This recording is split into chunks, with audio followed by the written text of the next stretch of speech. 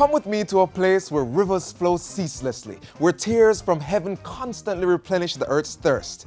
Come with me to a place where the earth provides wholesome gifts to satisfy the needs of the people, where the seas overflow with abundance and share its hidden secrets with those below and those above. Sounds like a fantasy?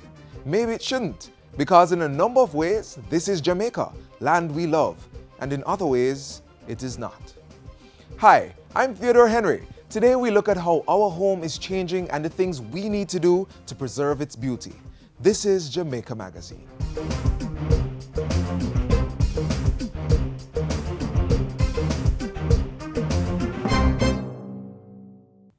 Hurricanes can strike at any time. In the event of one, be prepared to act quickly.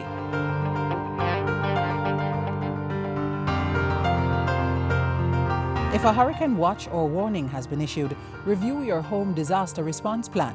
Map out likely routes to evacuate if your home is at risk and confirm with relatives or friends you plan to stay with. Also, confirm the location of the nearest shelter. Check your emergency supplies and restock if necessary. Remember, disasters do happen, so be prepared.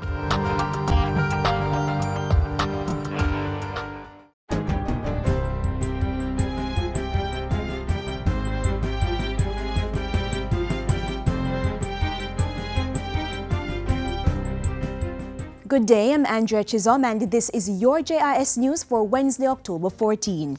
As the Senate prepares to begin debating the 3 CCJ bills this Friday, 8 civil society and legal organizations are urging the lawmakers to support the Caribbean Court of Justice as Jamaica's final court of appeal.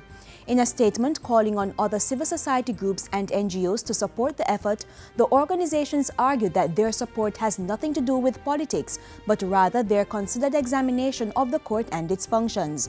The 8 organizations include the Jamaican Bar Association, the Organization of Commonwealth Caribbean Bar Associations, the National Integrity Action, the Jamaica Civil Service Association, and the University and Allied Workers Union.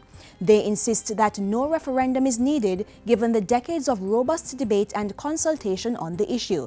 The statement further argues that it is easier and cheaper to access the CCJ than the UK-based Privy Council and maintains that over the 10 years of its existence, the regional judges have delivered sound, well-reasoned judgments that are comparable to those issued by the Privy Council and other final appellate courts. The organizations also point out that while Jamaica does not have the resources to establish its own final appellate court, the CCJ is already established and paid for, with no further investment required. A 2/3 majority vote is needed in the Senate to pass the Caribbean Court of Justice Act 2012 to make the CCJ Jamaica's final court of appeal. The other 2 pieces of legislation needed to complete the process require only a simple majority vote. The 3 CCJ bills were passed in the House of Representatives on May 12. Meanwhile, the Senate has begun debating proposed changes to the Jury Amendment Act to address problems associated with jury selection and jury duties.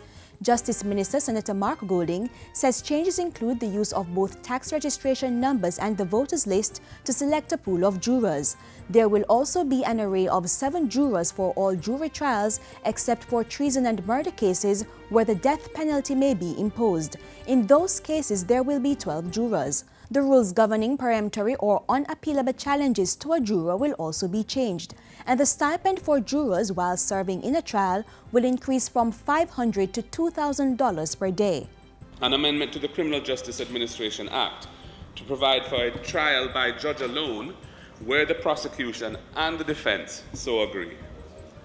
And E, protecting employees summoned to serve as jurors against loss of wages or other employment benefits by reason of their performing their civic duty to give jury service. We want citizens to feel that they can carry out their civic duty without any cloud of uncertainty or fear as it relates to their jobs and salaries. The opposition in the Senate supported the proposed changes to the Jury Amendment Act geared towards strengthening the justice system. Senator Marlene Malahoo Ford suggested that a scheme for alternate jurors be provided. Debate on the bill was suspended to consider that and other suggestions. The House of Representatives has passed the Cybercrimes Bill, which replaces the 2010 legislation. The bill sets out to incorporate new offenses such as computer-related fraud or forgery, the use of computers for malicious communication, and unauthorized disclosure of investigation. While chairing the Select Committee in Parliament, Technology State Minister Julian Robinson said serious consultations were carried out on the issue, and as a result, some provisions would be amended. He also indicated that the bill strengthened the fines and penalties for cybercriminals. What we are trying to deal with here are persons who deliberately provide or are accessories to those who are committing criminal activities. The Cybercrimes Bill was passed with 4 amendments and will go before the Senate for its approval. And finally, a series of activities are planned to commemorate the 150th anniversary of the Morantby Uprising. The activities kicked off on Sunday with a march from the birthplace of national hero Paul Bogle at Stonygut to the old courthouse where he was hanged. Hundreds of people from the parish and across the country made the 6.5-mile trek even while it rained. Parish manager of the St. Thomas Social Development Commission, Lorianne Peart Roberts, explained the significance of the event. I think a lot of Jamaicans are unaware, and so it is our way of saying, let us share with you what took place 165 years and the significance of the event. Because it's not just about Paul Bogle, it's about 437 others who were killed, the countless number of homes that were burned, the people who were lashed, imprisoned. George William Gordon also was hung because of this event. And so we have 2 national heroes being derived from such an event. Other planned activities include a reenactment of the trial of Governor Eyre, which will be held on October 25. The African Caribbean Institute of Jamaica will host a symposium entitled War Down a Monkland on October 29. The Culture Ministry Social Development Commission, Jamaica Cultural Development Commission, St. Thomas Parish Council and a number of other stakeholders are planning the commemorative activities. And that's it for JIS News today. I'm Andrea Chisholm. Thank you for watching.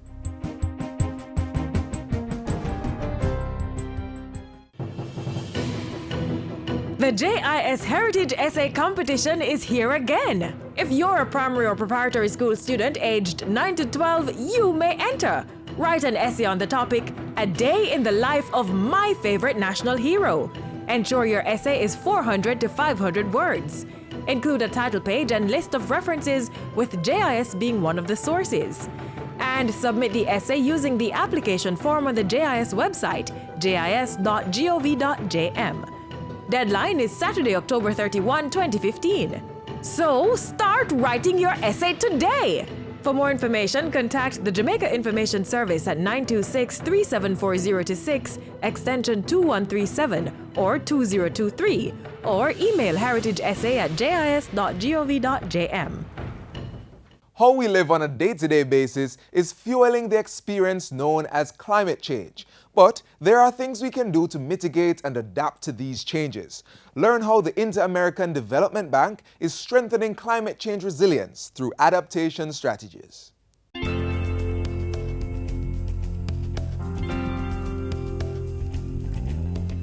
The work to reduce Jamaica's high vulnerability to climate change continues.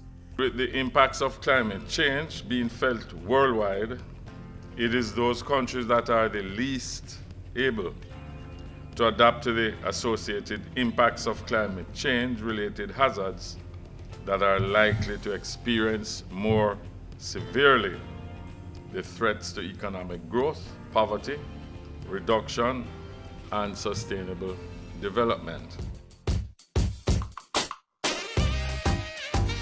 Jamaica is making strides to adapt strategies to mitigate the negative impact of our changing climate. Among the latest activities towards this objective was the September 2015 launch of a $19.8 million 5-year pilot project for climate change resilience, the PPCR. What the PPCR will provide is an opportunity to build our capacity and to look beyond weather and hydrological information to a focus on climate information for decision making. We all know what a problem climate change is, but we don't really quite know as a world yet, I think, what exactly we should be doing about it. The best practices are yet to emerge. And it is through a project like this one that some of the best practices are going to emerge. What we do here over the next several years is going to set the tone for the rest of the world. Jamaica is one of 6 countries in the region benefiting from the Climate Resilience Project, which represents collaboration by governments, the Inter-American Development Bank, and the World Bank through the Climate Investment Fund. The IDB is providing a $10 million loan and $7.89 million in grant funding. Government is putting up counterpart financing of $1.9 million. There are 3 main outcomes projected for the initiative. The first, improving climate data and information management. Second, mainstreaming climate change adaptation in sectoral and national plans and implementing integrated adaptation strategies in targeted river basins. And third, establishing innovative financing mechanisms to support the implementation of adaptation initiatives.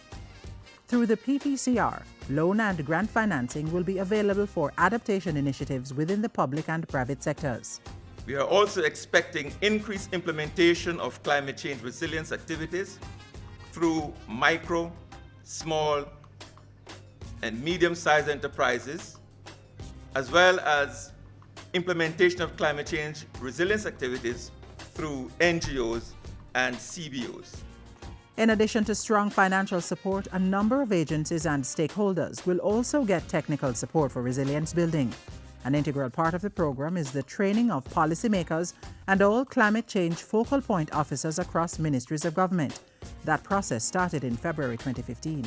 No sector can be considered safe, as all sectors are at risk from climate change. Indeed, between 2001 and 2012, the damage and loss associated with hydrometeorological events have been estimated at 128 billion Jamaican dollars. The country is to benefit from more accurate forecasting of hydrometeorological events, including extreme weather, through the upgrading of national equipment and systems for the collection and processing of climate data. In October 2015, the government received $807.5 million in grant funding from the World Bank to help implement this aspect of the PPCR. The PPCR will also allow the ministry to increase public awareness of climate change impacts, including the development of climate change curriculum for schools. The project will also promote behavior change, targeting low-income individuals, small-scale subsistence farmers, and fishers. The pilot project for climate change resilience will be concentrated in 5 priority communities. Following vulnerability assessments, disaster risk reduction plans will be developed for each of them. Farmers will also benefit from sustainable farming interventions. Meanwhile, persons with disabilities and other vulnerable groups in various communities will be engaged to use aquaponic systems to improve their livelihood. It includes Freeman Hall, Litchfield, Low River, Spalding, Cascade, among other communities. The vulnerable Upper Rio Minna watershed will also benefit from integrated application strategies for climate resilience. For this watershed, we'll be looking at implementing a number of measures, land management and soil conservation measures. These include check dams. There will be 1,800 cubic meters of check dams to be done. Rainwater harvesting systems will be established, 250 of them. A 50-hectare agroforestry initiative, reforestation of 15 hectares of land, and the establishment of vegetative barriers to reduce erosion are also in the pipeline in the Upper Rio Minna watershed area. When the pilot project for climate change resilience is completed, the lessons learned are expected to inform other interventions across the island. We're therefore very grateful to the IDB and welcome wholeheartedly this adaptation program and financing mechanism under the PPCR, which is facilitating concrete adaptation measures and actions and is building on the work being undertaken by our other development partners. The project is being executed by the Climate Change Ministry in collaboration with selected government agencies and non-governmental organizations. The Planning Institute of Jamaica is responsible for monitoring and evaluation. The PPCR, increasing Jamaica's resilience to climate change, reducing the risks to disasters and enhancing national growth and development.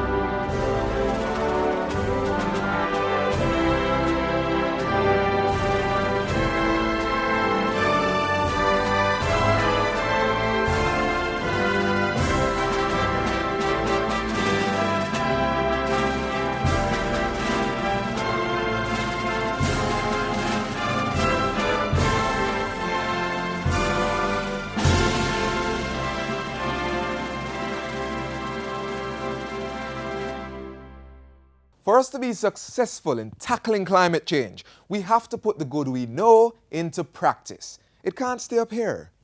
There are some communities that are leading the way. Take the residents in Glengoff, for instance. They show how a communal and practical approach can reap success in tackling climate change. Ask not what your country can do for you, but ask, what can you do for your country? As timely today as the day it was originally spoken, as relevant in this country as the land of its origin. They are words by which the people of one rural Jamaican community are living.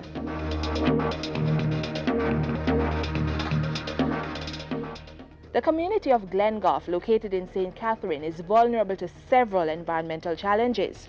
Ironically, what many see as a major asset in this area is often cause for destruction. The community's soil is predominantly sandy loam, a type of earth mixed with sand, silt, and clay that's preferred for planting crops due to its high nutritional content. But when it rains, the soil pours, and Glengoff has had to struggle with the effects. We lost over 40 acres of surface soil in Glengoff. When rains fall heavily, this is what happens. And when there's drought, it is there for a very long period. I own the property I'm now on is 3 acres. And I have land slippage in about 5 different areas. Where the water run, those places was to washed away.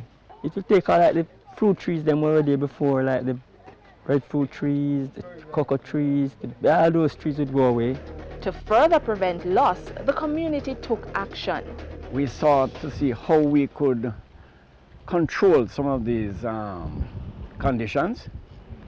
Therefore, we went searching for remedies, and we went on the website and we found the UNDP project on climate change. And then we wrote a proposal to them, asking them for assistance, and they gave us this project. The project, Glengoff Climate Change Adaptation Program, began in April 2010. The main target is to reduce the risks of landslides and flooding from heavy rain and lessen the effects of extreme drought conditions on crop production. With the project, the community also seeks to minimize unemployment. We want to get the young men from off the walls, get them out of the gambling shops where they can be gainfully employed, because many of them have lands. Their parents have lands and the lands are idle. The Global Environmental Facility has funded the project to the tune of $42,000, and the United Nations Development Program is the implementing organization. Glengoff didn't stop there. They have solicited and received assistance from a number of government agencies. The Rural Agricultural Development Authority, RADA, gives technical support on land preservation and agricultural marketing. The Social Development Commission has chipped in with the tools.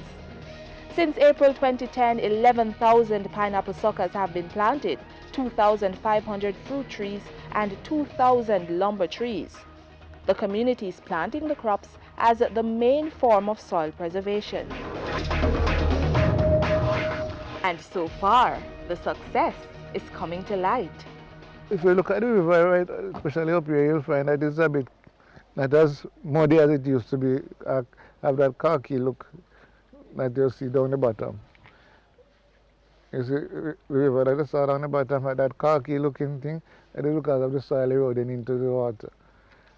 Up this section, because we are putting those interventions and things, it is not as bad if you look at the river there. So it is visible then. For community activism and shared volunteerism, Glengoff is a multiple winner of the SDC-sponsored Best Community Competition.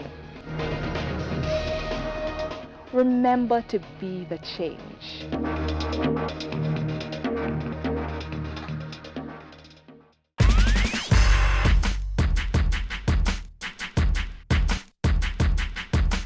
A Fewy Planet!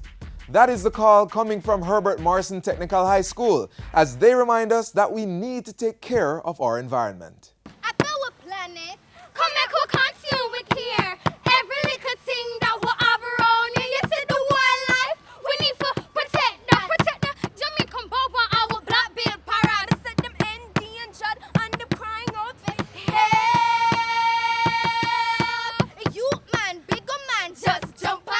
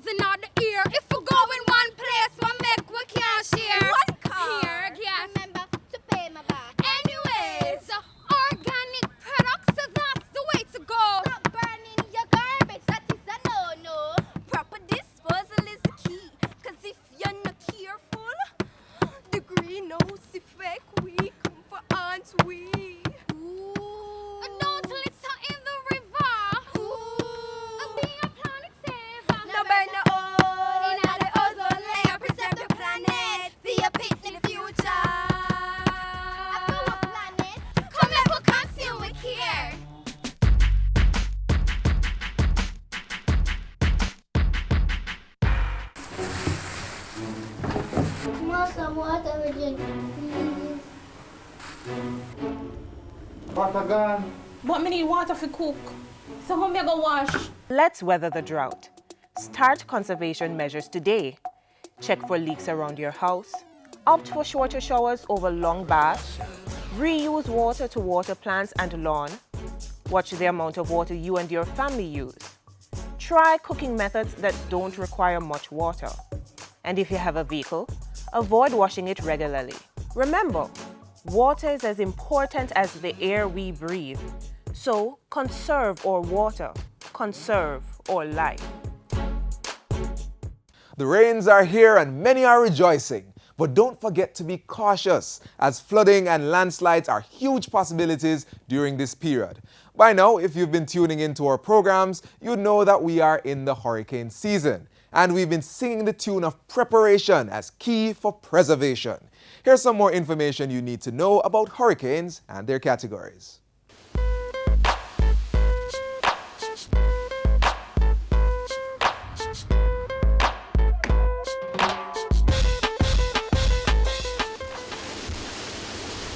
Hurricanes are not only named, they are also rated. As a hurricane develops, its strength and potential threat is categorized. A hurricane may be placed in any of 5 categories. Category 1, 2, 3, 4, or 5. Categories are based on the hurricane's wind speed and also give an indication of the scope of damage and the height of the storm surges it could bring. Wind speeds of 74 to 95 miles per hour is indicative of a Category 1 hurricane, the least devastating of the bunch. Unanchored mobile homes and poorly planted signposts are really the only structures at risk in such conditions. Category 1 hurricanes create 4 to 5 foot high waves. Surfer's paradise, but we strongly advise against the temptation. A Category 2 hurricane brings with it winds topping 110 miles per hour and 8 foot high waves. Such systems may fell trees, damage roofs, and flood seafront areas. Category 3 hurricanes pack wind speeds of between 100 and 130 miles per hour and produce waves of up to 12 feet high. These hurricanes may damage small buildings and flood inland areas. A Category 4 hurricane erodes beaches and causes extensive roof failure on small residences. In a Category 4 system, you may experience wind speeds of up to 155 miles per hour.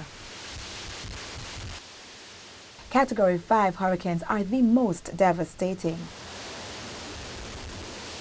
They can destroy large industrial structures, topple or blow away utility buildings, and cause widespread flood damage.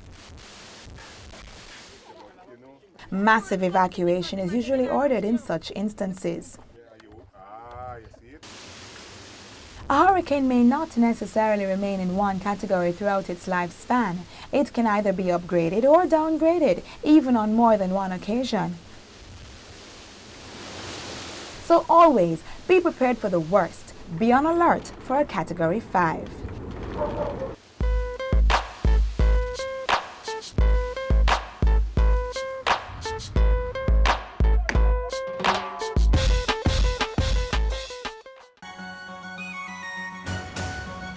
The JIS Heritage Poster Competition is here again. If you are an artistic teenager, the JIS Heritage Poster Competition is just for you. All registered secondary school students are eligible to enter. All you have to do is this: complete the entry form on the JIS website, jis.gov.jm. Then create a poster using images provided in the picture resources on the JIS website. And the topic: a moment in the life of a Jamaican national hero. Ensure that your poster is no larger than 11 inches by 17 inches and keep a copy of your poster. Posters will be judged on interpretation of the topic, originality, and presentation. Now for the submission details. Upload computer-designed posters using a cloud storage service such as Dropbox, SkyDrive, or Google Drive. Mail or drop off illustrated posters at the JIS head office or Montego Bay office. Deadline for submission is Saturday, October 31, 2015. So come on, unleash your creativity and win lots of prizes. For more information, contact the Jamaica Information Service at 926-374-026, extension 2137-2023, or email heritageposter@jis.gov.jm.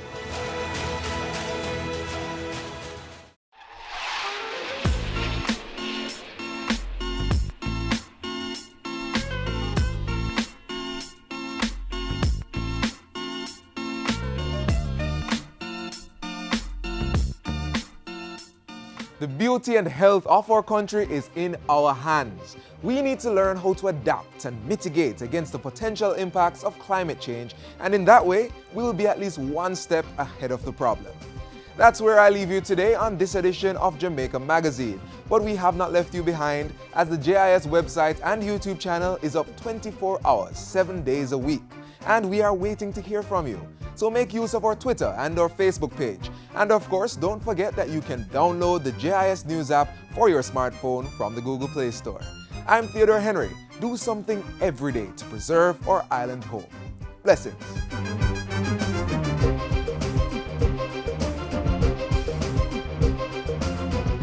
This has been a production of the Jamaica Information Service, the voice of Jamaica.